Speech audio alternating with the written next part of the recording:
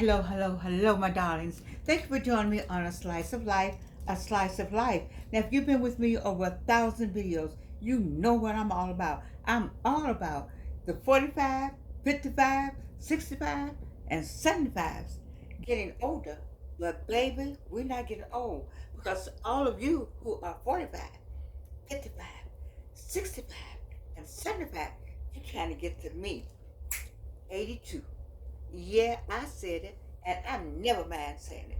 82 will be 83. And what do I have for you today? Well, you know I got a new book.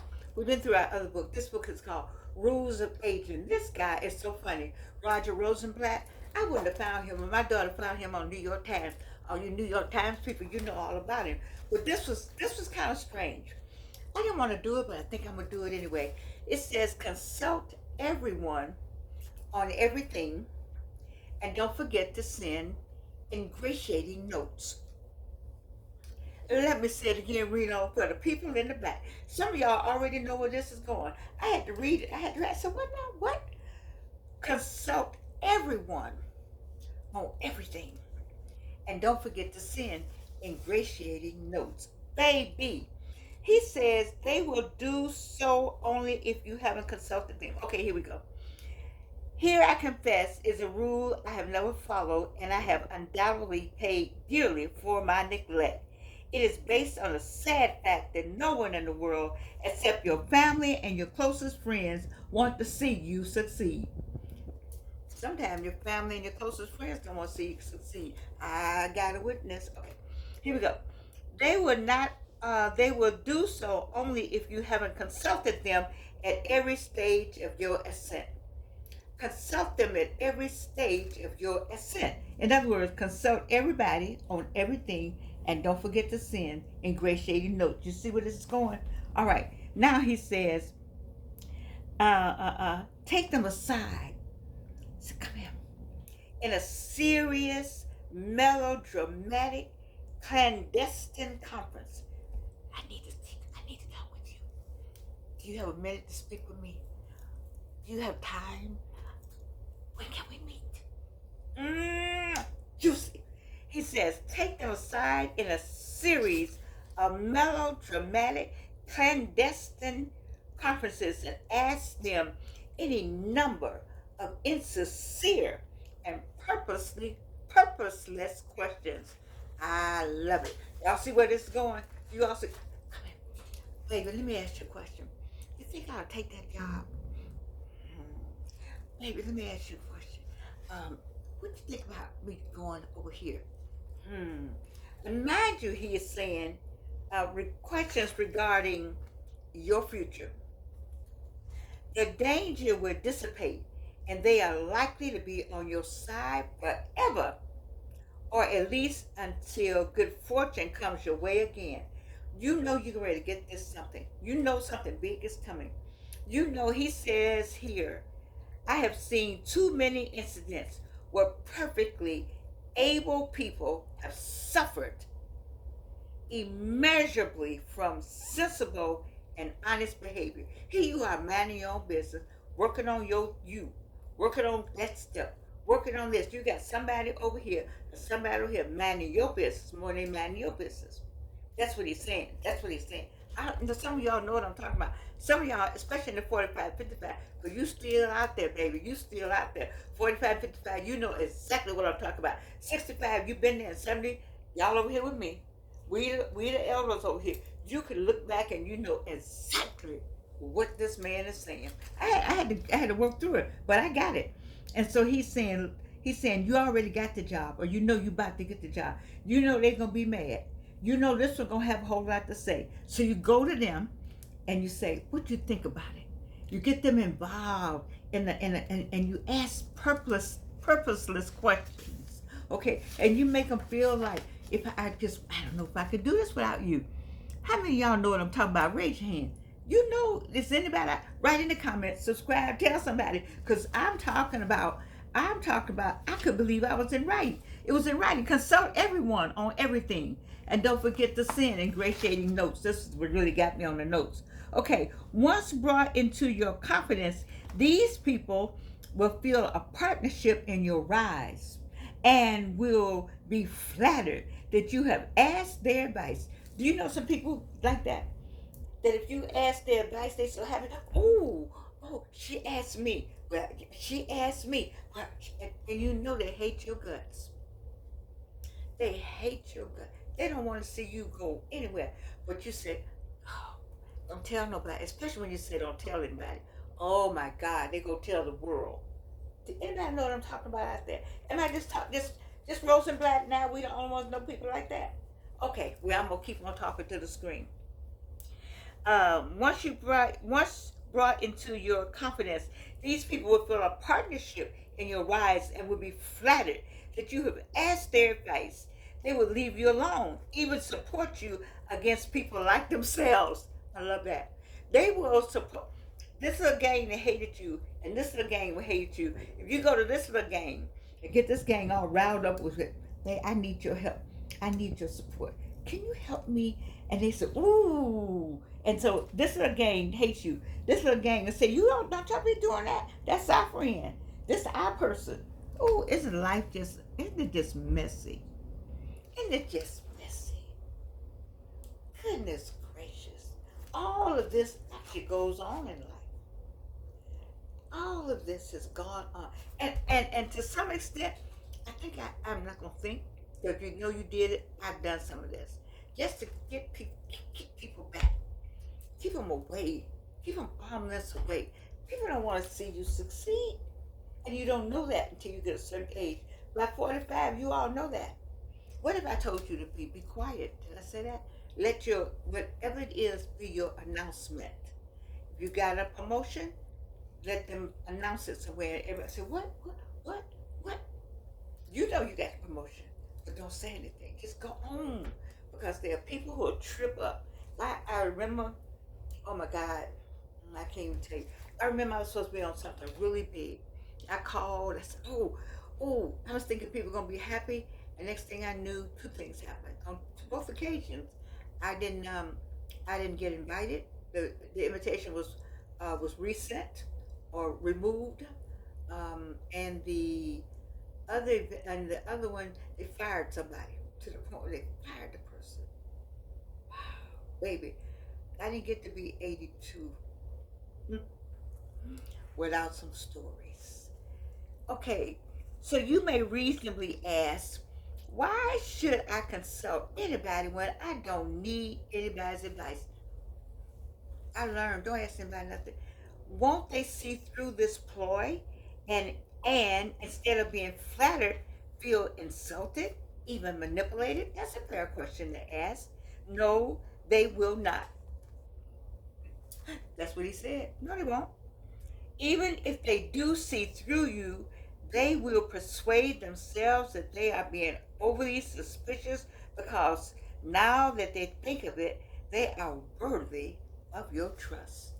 Baby, I'm going to tell you, human beings, when God made human beings, I would just want to ask you, did you think it through?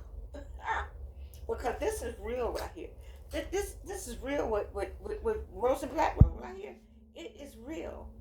There are people who don't want to see you get ahead, and the way you can do that is to throw them off guard. You have to throw people off your scent. People, there's a scent, SCENT. You have to throw people off your scent. So you have to put something over here, or way over here. Take your scent over there, and you change scents because you got to throw people off your trail, baby. And when you're 45, you don't know that right away. But I brought all the 70s with me because I know you're not 80 yet, but baby, you closer to it than you ever been. So you all are with me. So the 45, 55s, and 65, they all still on that side. But the 70s over here know what I'm talking about. It's somebody on the other side of the screen to know exactly what Rosenblatt is talking about. And he's saying here, you got to throw people off the scent. You got to say, if you say I'm going somewhere. Let's say I'm about to go to Paris, and you say I'm about to go to Paris. Watch. You don't say you're about to go to Paris. You say, oh, they say, what you been doing? So when I was in Paris last week, what? That's how you do it. You all go all the way over there and come all the way back, and then you say where you been. Now I hate you got to do all that, but if you almost have to do all that to get through life, you have to find how to make. You see, you have to make. What I tell you yesterday about this garden tool called a hoe, HOE. I know that that's hard. I need to get y'all to understand that hoe is WHORE, whore, and HOE is not a word, but they made it one, but that's not a word. The hoe is a garden tool. Remember I told you yesterday about the garden tool, the hoe. You got to stay. Baby, you got to stay in your lane. You got to make sure that line is lined up. You got to make sure your water's right, the irrigation is right, what you're planting is correct. You're in the right soil. You got enough to deal with. You see, and you know weeds grow, and you know there are insects that come. You know there are birds. That's why they have a scarecrow out there. You got to develop your own scarecrows. Ooh, somebody write that down. Let me write that down. You must develop your own scarecrows. You must develop your own scarecrows. You got to throw people off the scent. I'm gonna write that one too. I got some Georgianisms. Throw people off your scent. Because there are people, it's a song, somebody's watching you. I think it's some song like that. Somebody's always watching you. I told you that. My daughter was in 6th grade or some grade, wore something different, and the little boy said, "Wear the rest of it. You don't never wear that, you always wear this." 6th grade, I'm just saying. Okay, so what else does it say? So here's the next line. Now to the ingratiating notes. Now what do you mean by the ingratiating notes? When you think you have debased yourself below anything you might have imagined, take one more step lower. Send the person you have consulted a thank you note. Please do not ask why you should express gratitude for a response to a question you never meant to ask or needed to have answered in the first place. Just do it. In fact, it is good sub-rule to send as many fawning notes to as many people as possible all the time. Send notes. These notes may say something like, loved your column, loved your memo, loved your comma. Doesn't matter. Just say, oh, I love what you said. Oh, thank you so much for saying that. Oh my gosh, gee golly, all that BS. Seemed like this would be a waste of time to me to do all this. I don't know, but I can understand if you're 45 and you're in a situation at 55, y'all still at work, serious work. You might have to do some of this just to throw people off the scent, especially if you're going this way and you always have a following, or you have somebody to jump ahead because they know somebody to call to make sure you don't get that. And it happens. People are cruel. This is not a black and white thing. This is a human thing. White people do it on white people. Black people do it on black people. Black on black, white on white. It doesn't matter. This is a game. Rosenblatt, I don't think he's black. I didn't look him up, but I don't think so. But I'm just saying to you, it's shameful that we have to do all this to make the journey. But I always tell you, you hear me say this all the time. It takes stamina to be an adult. It takes stamina to be on this journey. I didn't get to be 82 being no stupid fool. I did some stupid things, yes. And I have been foolish in my life, yes. That I will admit. But you know, God gave me something else, a discernment. When I finally came to my stupid self, or my foolish self, discernment was sitting there saying, now look, I've given you everything you need, fool. Get out of that. Listen to me. Get quiet. Pray. I'm sending you signs everywhere. The signs are right there. Everything you need is right there. I talked to Jarvis Jones today, my friend in Cali. And she said, Georgianne, everything you need is right there. And I always say that. I say that to my daughter, and it's true. I tell you though, sometimes our human gets in the way of Jordan. It does. That human gets in my way. Does your human get in your way? That's why we have a slice of life. So because you are 45 and 55 and 65, and your human does not need to get in your way. We over here on the 70 and the 80 side, our human can get in our way because we retired. Mostly, we're doing a second job. We're trying to stay out. No, we're staying out the coffin. We got things going on in our life. Our human doesn't get in our way as much because we have seen it. See, we over here looking back. You looking forward. You just looking forward. We're trying to tell you, when you get over here, you're gonna come over and be smiling like me. You're gonna love every bit of 81, 82, 75. Ooh, 74 and 75. His kisses are still in my mouth. Ooh, y'all better come on over here with the 70-year-olds. You all see you I know you rolling your eyes at grandmama. You rolling your eyes at grandpa. You better leave them alone because you 45, 55, and 65. You got to get to us. We already over here. Looking back at you and say, come on. Come on. We're going to help you out. And that's what I'm doing because I need for you to know stuff like this. And you know, I know it's a waste of time, but you're trying to get somewhere at 45. And I understand. So now this is going to be contradictory. I'm going to contradict myself. I'm going to contradict this man. Prayer changes things, and God got you. I got that. Because I know somebody on the other side of the screen is saying that. Prayer changes things, which is true. But look at me. With the teeth gone on this side and the teeth gone on this side. Oh, Lord have mercy. Okay. But look at me. He let me live through all of it. And every time they tell me something out at that Emory, I go, thank you. See you. Don't want to be you. So anyway, they want you to send a note to the same people that you have told these lies to, that you think, or they think that you need them, but you're throwing them off the scent. I don't know. I guess it's all right. This has happened in life. And you know what he calls it? He calls it self-protection.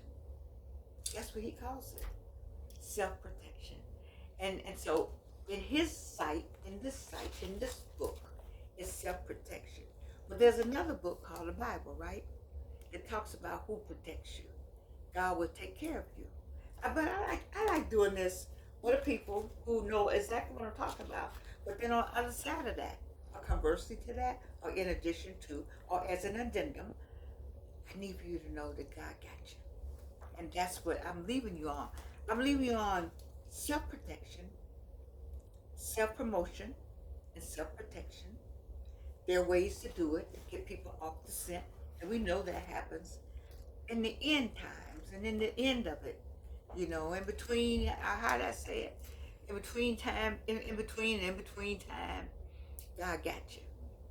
God got you. Stay on your journey.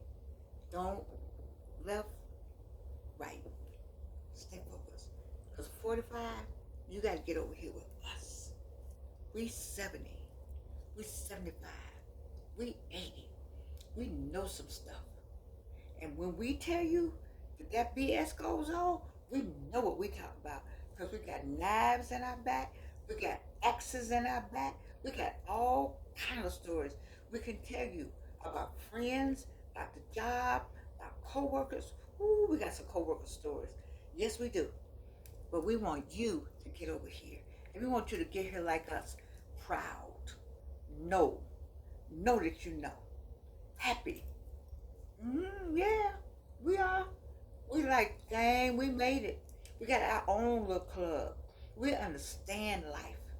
And now we now here waiting to get in the coffin because we got things to do, people to see, people to kiss.